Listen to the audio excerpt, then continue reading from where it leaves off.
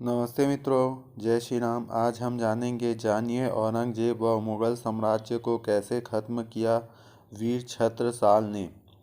झांसी के आसपास उत्तर प्रदेश और मध्य प्रदेश की विशाल सीमाओं में फैली बुंदेलखंड की वीर भूमि में ज्येष्ठ शुक्ल 3 विक्रम संवत 1707 3-6-1649 को चंपत राय और लाल कुंवर के घर में छत्रसाल का जन्म हुआ। चंपत राय सदा अपने क्षेत्र में मुगलों को खदेड़ने के प्रयास में लगे रहते थे, अतः छत्रसाल पर भी बचपन से इसी प्रकार के संस्कार पड़ गए। छत्रसाल ने भारत की मुक्ति चाहते थे। शाहजहाँ के कुशासन की प्रतिक्रिया स्वरूप छत्रसाल का जन्म हुआ। जब उस महायोद्धा ने यह देखा कि लोग एक रोटी के लिए भी अपना जीवन बेच देना चाहते हैं, तो यह कैसे कहा जा सकता है कि छत्रसाल जैसे देशभक्त के हृदय में आग न लगी हो। आग लगी और इतने तेज से लगी कि संपूर्ण तंत्र को ही भस्मीभूत करने के लिए प्रचंड हो उठी। इसी तेज पुंज छत्रसाल को राजा सुजान सिंह की मृत्यु के उपरांत उसके भाई इंद्रमणि ने ओरछा की गद्दी संभालने के पश्चात 1674 से 1676 के मध्य सहायता देना बंद कर दिया। तो इस शासक के बहुत बड़े क्षेत्र जीतकर छत्रसाल ने अपने राज्य में मिला लिया। तब इंद्रमणि पर छत्रसाल ने अपना शिकंजा कसना आरंभ किया तो वह भयभीत हो गया और उसने शीघ्र ही छत्रसाल के साथ संधि कर ली, जिससे छत्रसाल को मुगलों के विरुद्ध सहायता देने का भी वचन दिया। तहवर खां को किया परास्त। 1679 को औरंगजेब ने अपने चिरशत्रु छत्रसाल का मनमर्दन करने के लिए अपने बहुत ही विश्वमय योद्धा तहवर खां को विशाल सेना के साथ भेजा। छत्रसाल की इस समय संडावा बाजने में अपनी स्वयं की वीर वर यात्रा लेकर आए हुए थे। उस समय उसकी भंवरी पड़ रही थी, तो तहवर खां ने उसी समय उन्हें घेर लिया।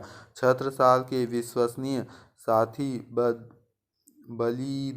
बलदीवान के तहवर खां से टक्कर ली।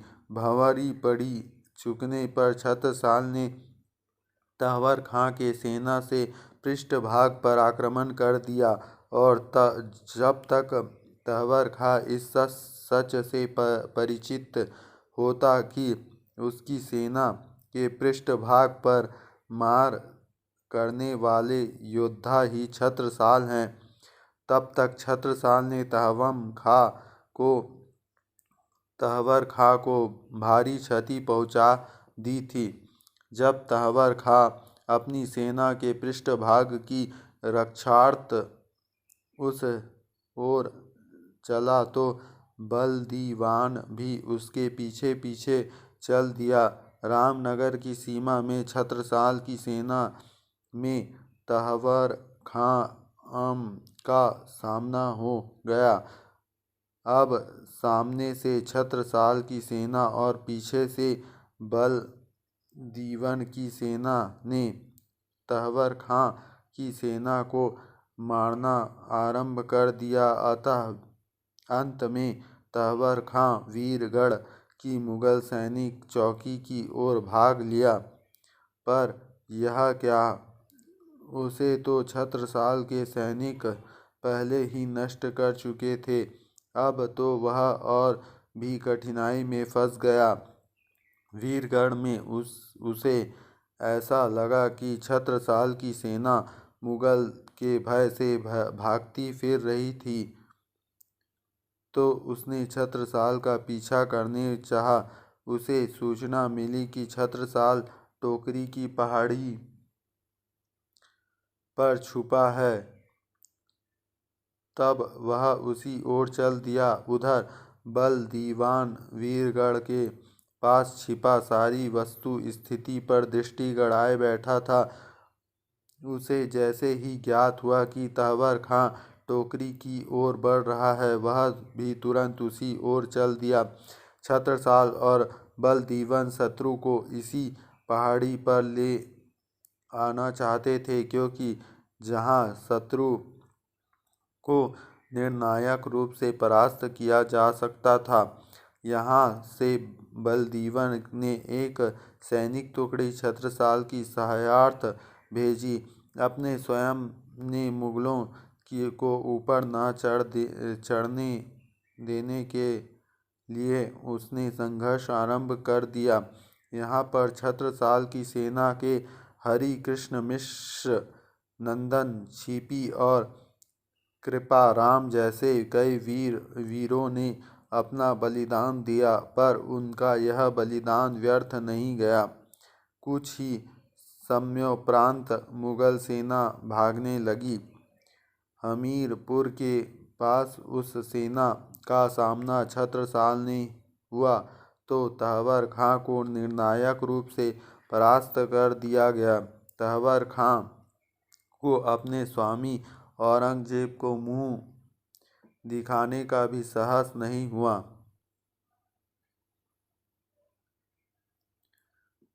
कलजियर विजय। मुगल सत्ता व शासकों के पापों का प्रतिरोध लेता छत्रसाल अपनी नवविवाहित पत्नी के साथ कलिजर की ओर बढ़ा तो वहां के दुर्ग के मुगल दुर्ग रक्षक करम इलाही के हाथ पांव फूल गए। कलिजर का दुर्ग बहुत महत्वपूर्ण था। छत्रसाल ने 18वें दिन में घेराव और संघर्ष के पश्चात अंत में भी इसमें अपना अधिकार ले लिया। दुर्ग पर छत्रसाल का भगवा ध्वज फहरा दिया। इस युद्ध में बहुत से बुंदेली वीरों का बलिदान हुआ, पर उस बात की चिंता किसी को नहीं थी। कलिजर विजय की प्रसन्नता में बलिदान सार्थक हो उठे।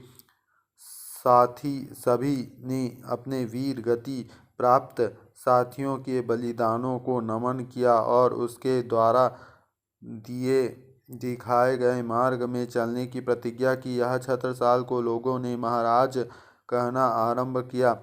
ये कलिजर का महत्ता का ही प्रमाण है कि लोग अब छत्रसाल को महाराज कहने लगे, गौरव अनुभव करने लगे। छत्रसाल महाराज के इस सफल प्रयास के मुगल सत्ता को उस समय कितनी ठेस पहुंची होगी, यह सहज ही अनुमान लगाया जा सकता है। छत्रसाल को घेरने की तैयारी होने लगी। अब छत्रसाल की ख्याति इतनी बढ़ चुकी थी कि इसके ईर्ष्या करने वाले या शत्रुता मानने वाले मुगल शासकों तथा उनके चाटुकारिता देशद्रोही जयचंदों ने उन्हें घेरने का प्रयास करना आरंभ कर दिया। औरंगजेब के लिए यह अत्यंत लज्जाजनक स्थिति थी कि छत्रसाल जैसे एक युवक उसी की सेना से निकलकर उसी के सामने छाती तान कर खड़ा हो जाए और मिट्टी के रातों रात एक साम्राज्य खड़ा करने का सफल हो जाए। विशेषता जबकि यह साम्राज्य उसी के साम्राज्य में छिन्न भिन्न करके तैयार किया जा रहा था। छत्रसाल ने भी स्थिति को समझ लिया था।